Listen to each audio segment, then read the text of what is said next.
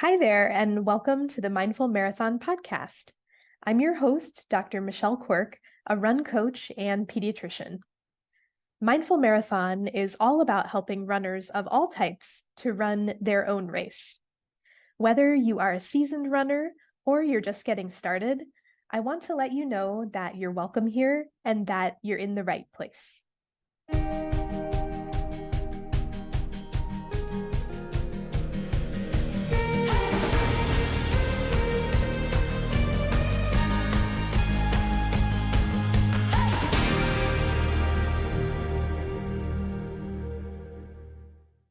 Hi, my friend, and welcome back to the podcast. It's been a while since I've done a solo episode and I've had my voice in your ears. So let's see, let's get caught up. Spring has finally sprung in Philly, I think. A few weeks ago, I was telling you about the geese who were blocking the running trail. And now there are definitely a lot of goose babies and duck babies who are on the trail. So they are really cute, but they are fierce. The goose babies are super fierce. So it's always an interesting exercise, not only to run on the trail, but to try to dodge the wild animals. Also, in First World Problems today, I was supposed to go see Bruce Springsteen and the E Street Band. You guys know that I love Bruce.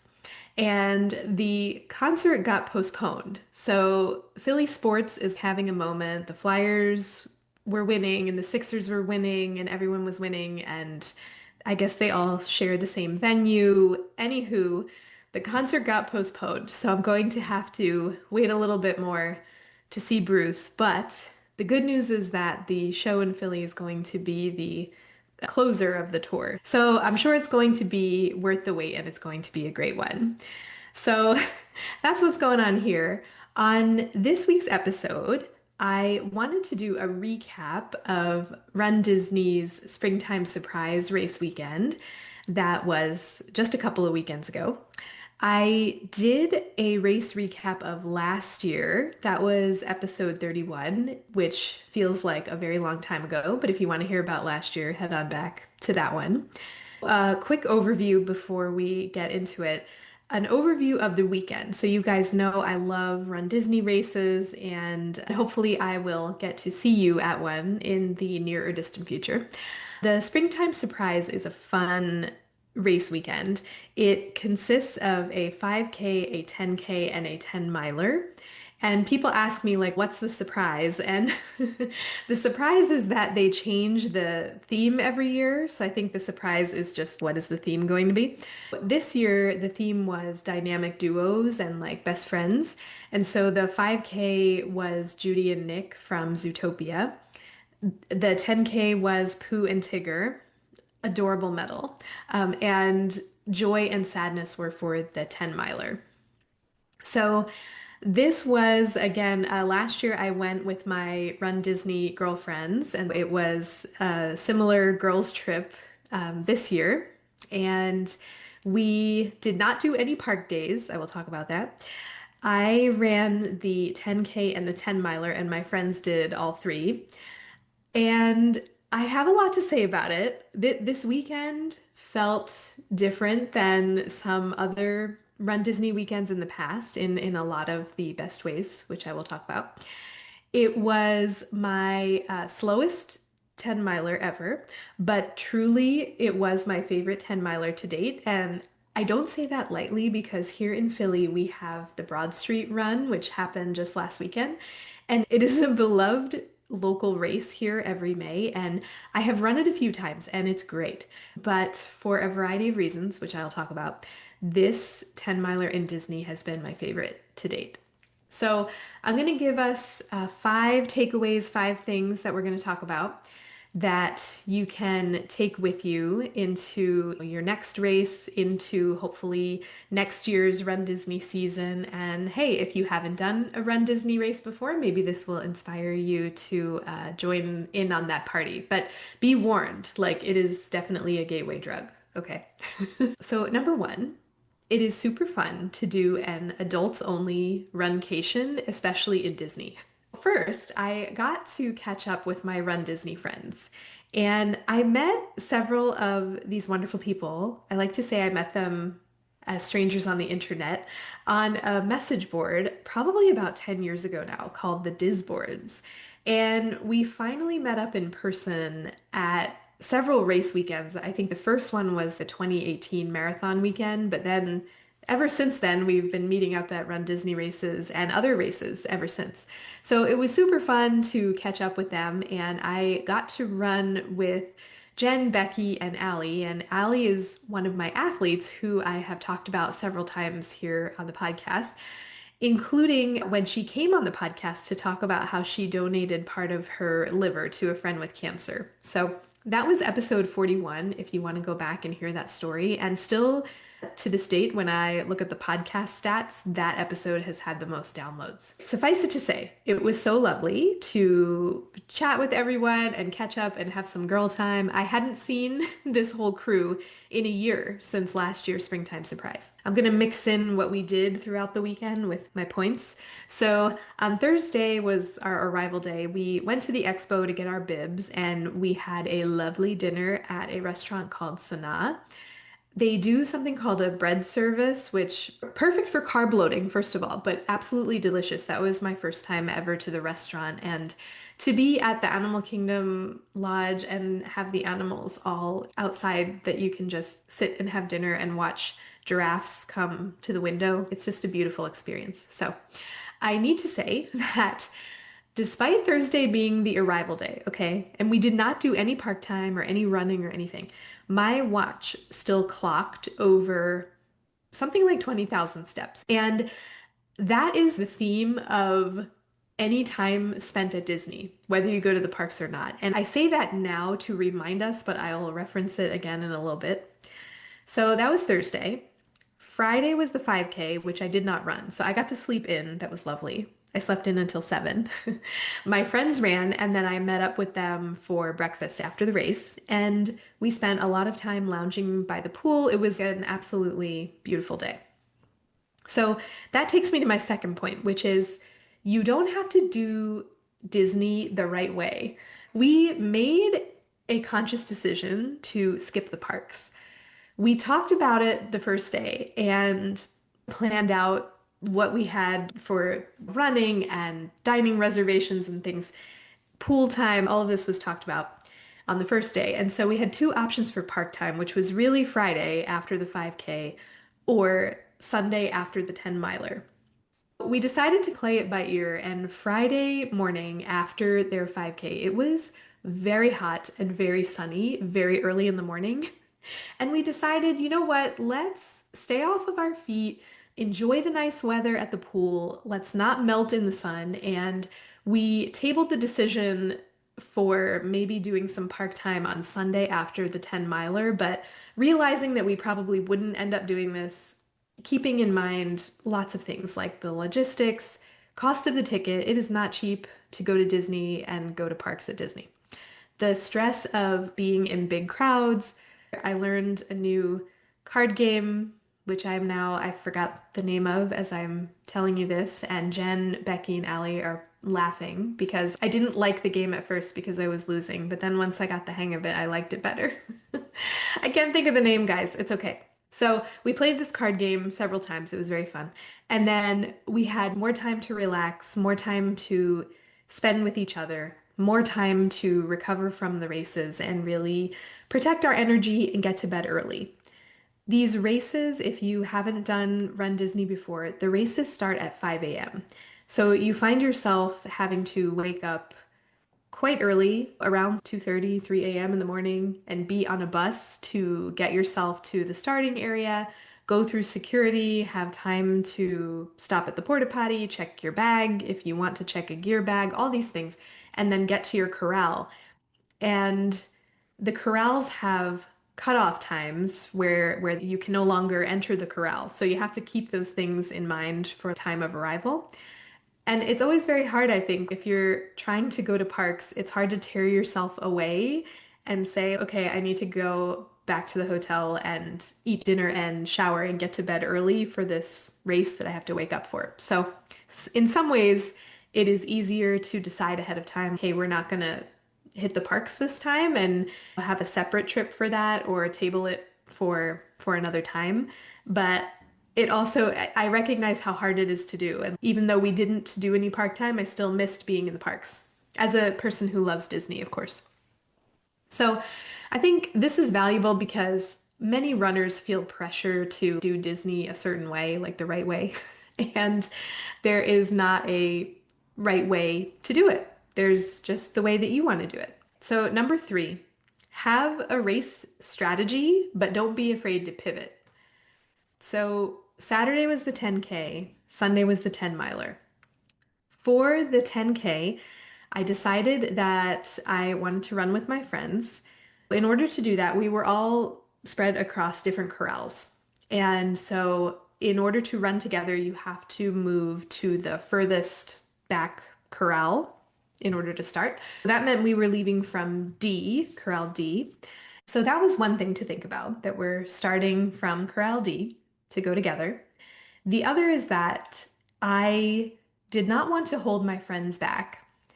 I have been on a return to run plan since the new year.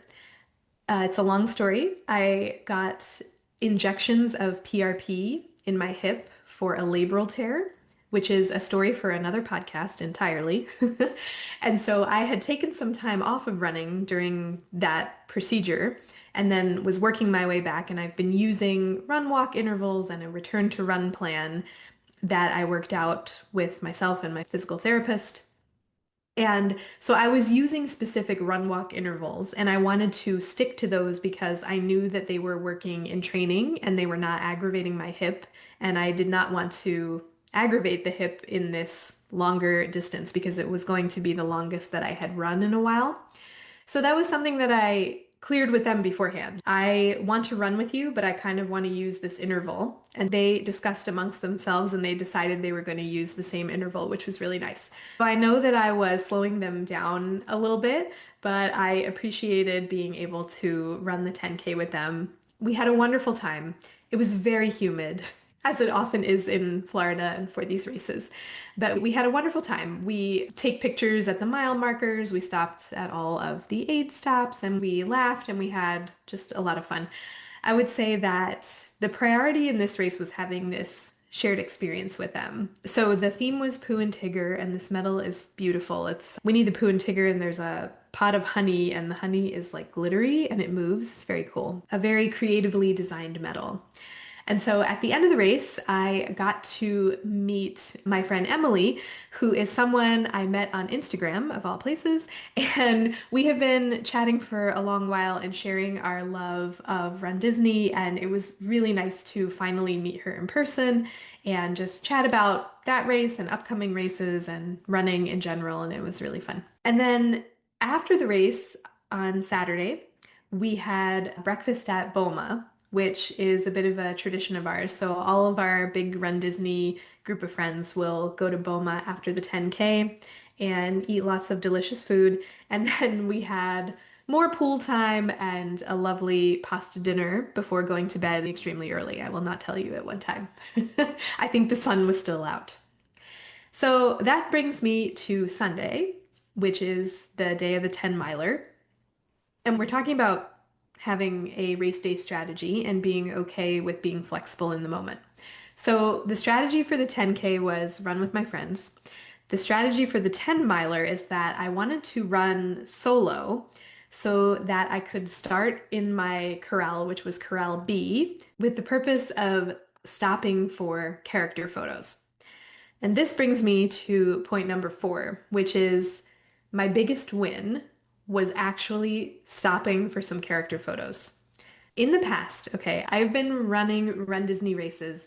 The first one was Marathon Weekend 2016. I ran the half marathon with my mom and my mother-in-law. That was my first half marathon, first Run Disney race, gateway drug, okay?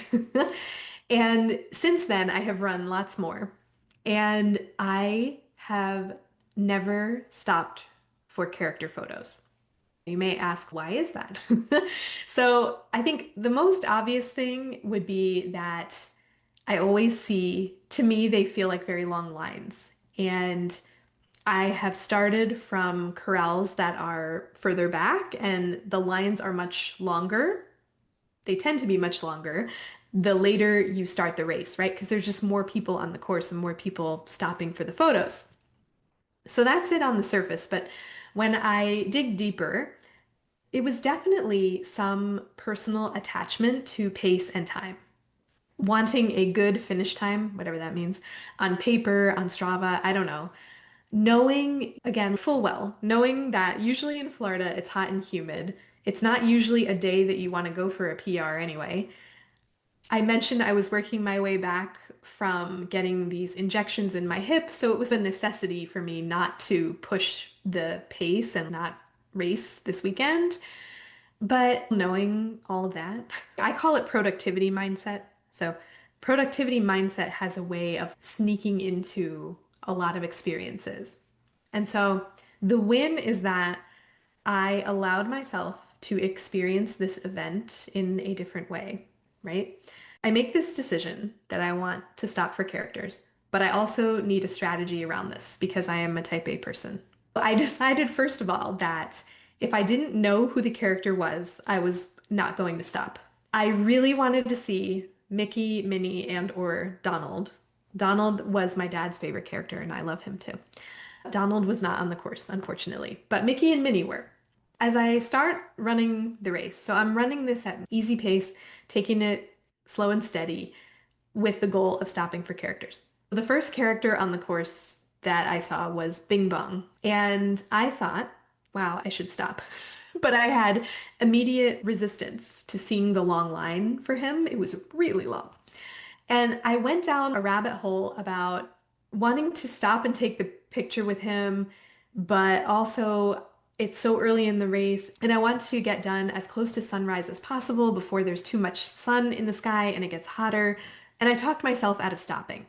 And I recognize that self-talk from runs that I have done in the past where I didn't stop for the characters. And I was like, okay, you need to promise yourself you are going to keep to your word and take a photo. Then there were a bunch of characters I didn't know, so fine, I kept running. When we got into World Showcase, I saw Remy in front of France and I was like, okay, I'm doing this. And I felt internal resistance. I did resistance to stop and just soak in the fun. But I did. It was a quick stop, maybe 3 minutes tops. It was really fast. And it was so much fun.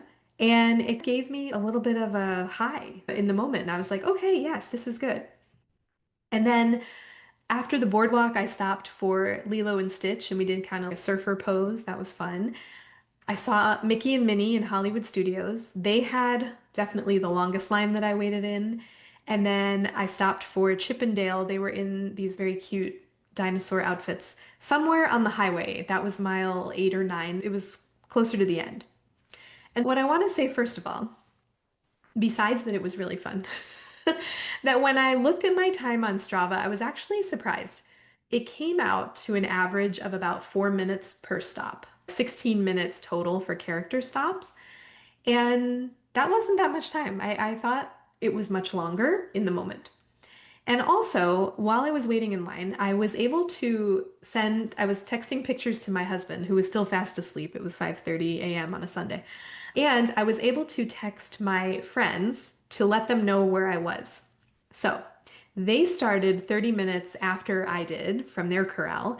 And between my slower run pace and the character stops and their faster run pace, they caught up to me at mile 9.5. And I start hearing my name being yelled around Spaceship Earth in Epcot. And so we got to run the last half mile together and cross the finish line together. It was serendipitous, just perfect. So that brings me to point number 5, which is joy counts too. If this sounds crazy to you, that I was having trouble stopping for character photos in a race, I get that, I do. But if you are at all like me and you feel this productivity mindset showing up in a lot of places, it's really tough to let go of, even when you're in settings of fun. And so, some takeaways. I realized that my race experience was not diminished by stopping for the Disney characters. And in all of the best ways, it became a richer, more fun experience. This weekend reminded me to recognize that your joy and my joy of the experience of the run of life matters, and that fun is a valid goal. Not every race needs to become some kind of a performance metric. A race experience can be about letting yourself fully experience the moment. Friendship, laughter, goofing around with the Disney characters. The moment likely has nothing to do with how fast you're running the race. And so I'm very proud to tell you that I crossed the finish line with the slowest 10 miler time I've ever had, but it was truly the most fun I have had running a 10 miler, and I would not change a thing about this race. Now that springtime surprise is over, there's always a little bit of sadness to leave these Run Disney weekends because they are so joyful and there is so much happening in such a short time. It can feel like poof, that's all gone, and it can be a little bit sad. That's how I would describe it. A post Run Disney blues. And I definitely had that on the plane back home.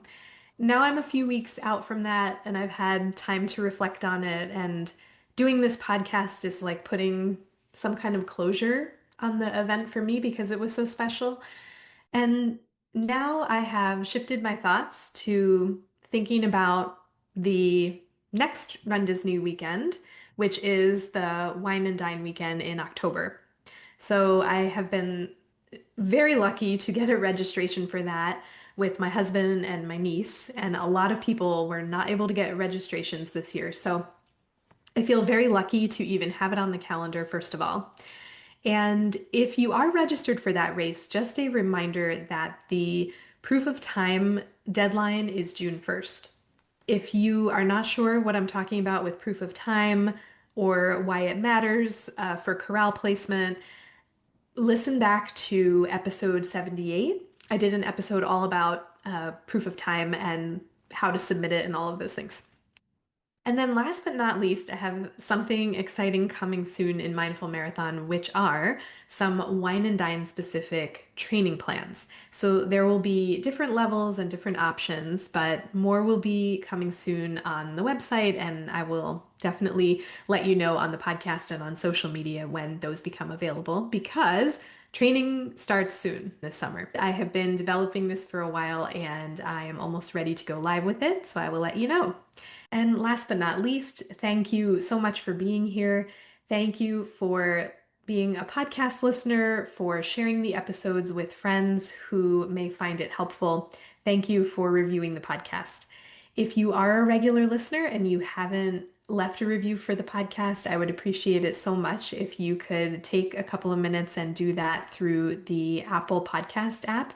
It really helps to share the podcast more widely and to inspire more people to tie on their sneakers and join us out there running on the trails, on the roads, and maybe at Run Disney in the future. So thank you for listening, and I will see you next week. Thank you for listening today. If you enjoyed the episode, please share it with a friend.